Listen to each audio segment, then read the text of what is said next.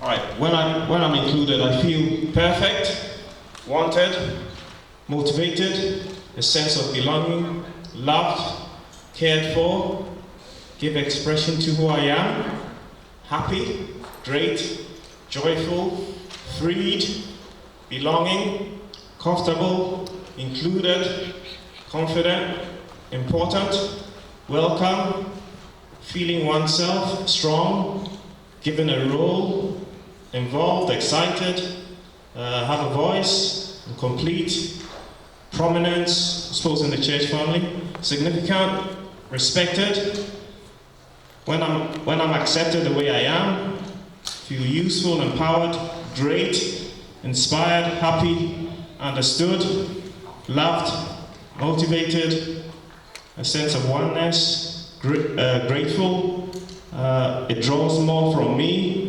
the urge to attend church, trustworthy, positive, worthy, involved, valued, part of a team, appreciated, accepted, and whole.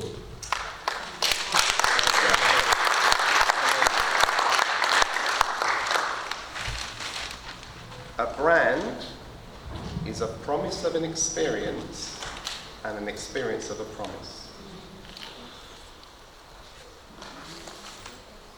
So, either we're going to say we are an inclusive Gracefield community and it means this, or we call ourselves something else. But so long as we're going to be an inclusive Gracefield community, this becomes a big issue for us. You see, because what you'll also note and hear from that is this. It's the fact of the matter is, and you look around the room, you know people within the church, diversity is harder to suppress than it is to release. We spend more effort suppressing each other's diverse talent than we do releasing it. And it's extraordinary. But the thing is this, when you and I allow people to be who they are and create this kind of inclusion, and by the way, inclusion doesn't mean lawlessness, go and do what the hell you like. That's not about that, which is why Corinthians is such an important book for us. But it means that people can bring themselves to the community. And what that means is, for us to deliver that, we would have to believe that inclusion is mission critical to us. We'd have to believe that. We'd have to believe it's at the absolute core of our success. Core. We'd have to believe that our differences is what makes our difference. We'd have to believe that difference isn't our problem. We'd have to believe that our difference is our potential solution. And that's an interesting conversation. Whether it's male with female, whether it's African with Caribbean, whether it's Caribbean with, well, you know, whatever it might be, you can go right across the piece, but we have to believe that. And we have to believe that we're all equal. We'd have to believe that too. You see, the thing that's interesting about this for me is this, is that leadership is really about this notion of managing meaning within an organisation. And a leader essentially has to have willing followers. But for the mobilization to make any sense, the followers have to themselves become leaders. And the followers have to, for themselves, own the same values and own the same beliefs. And then you socialize it in a way that's really very interesting. And I wanted to do that exercise because I just wanted to remind you again of this verse, of these verses we're talking about. One body, many members. Now hold in your mind, will you, what you've just done, the exercise you've just done. For just as the body is one and has many members, and there are many members of that body, we are just one. For in the Spirit we're all baptized into one body, Jews, Greeks, slaves, free. And we all are made to drink of the same Spirit. For the body doesn't consist of one member, but many. If the foot should say to the hand, because I do not belong to you, it wouldn't be any less a part of the body, would it? And if the ear should say, because I'm not an eye, I don't belong to the body, that would not any less be a part of the body. For if the whole body were an eye, where would the sense of hearing be? If the whole body were an ear, where would the sense of smell be? But God has arranged the members in the body, each one of them as he chose. If all were a single member, where would the body be? No. It's many members, but one body.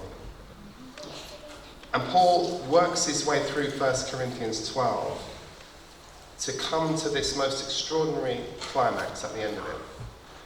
And he talks about this notion of the diverse gifts. He talks about the unity and the diversity, and his point is the point I'm wanting to make to you. Having diversity in and of itself is of no value unless you know how to leverage diversity by managing everyone's inclusion. Right? Just because you've got a lot of diverse people, it doesn't mean you're going to get inclusion. It doesn't mean you're going to get a value out of it. So Paul says, so let me stop you for a second. Paul says, I'm going to show you a more excellent way. There's all this giftedness, and nowhere more so than in Corinth. Nowhere in the New Testament is there a gifted community with more precocious than the Corinthian church. He says, so let me stop for a moment and show you a more excellent way. So just help me. 1 Corinthians 12 is a chapter about what? Talk to me. Talk to me. About gifts. So 1 Corinthians 12 is about spiritual people and their giftedness. Is that correct? 1 Corinthians 12. Anchor that in your mind. 1 Corinthians 13 is about what? 1 Corinthians 12 is about spiritual people and their gifts. 1 Corinthians 13 is about love. What is 1 Corinthians 14 about? What's it about? It's about the gifts of the Spirit. Now watch, Paul says, at the end of 1 Corinthians 12, Paul says, let me show you a more excellent way. And then he says, the text that you all know very well, if I speak in the tongues of men and of angels, but have not love, I get all this red stuff. If I can give my body to be burned but don't love, what's the point? If I speak in the tongues of men and angels but have not love, I am a what? A clanging cymbal and a noisy gong. Alright, let me show you the point. 1 Corinthians 12 again is about what? Spiritual people and their gifts. 1 Corinthians 13 is about? 1 Corinthians 14 is about? Gifts of the Spirit. What this has been shown for us way before. And when we read the book of Exodus, we read a very interesting story about Aaron's priestly garments. And when Aaron's priestly garments are made, the hem of his priestly garment is finished off by an embroidery. Hanging from the garment is a bell. Next to the bell is a pomegranate. And next to the pomegranate is a bell. Next to the bell is a pomegranate. Next to the pomegranate is a bell. All the way around the hem of the garment.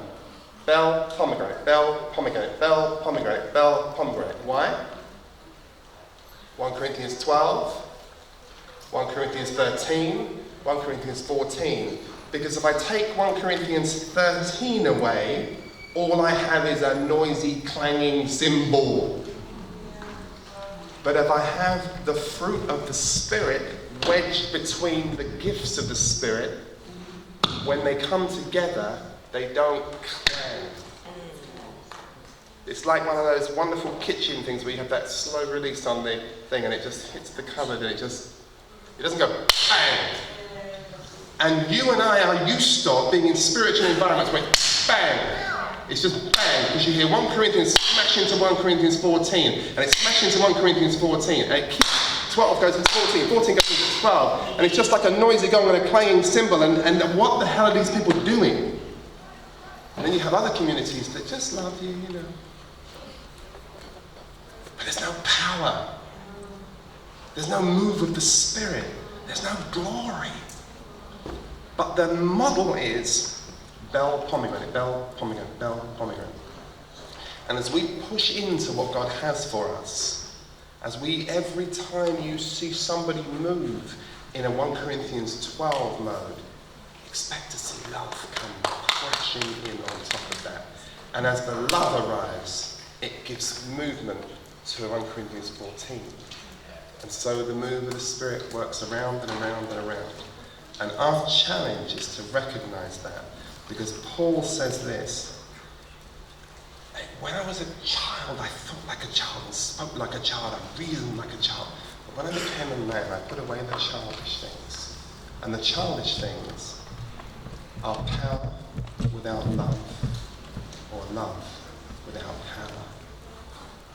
And when these two things come together in an inclusive, grace-filled community, all heaven can break loose, and the kingdom of God will be amongst us.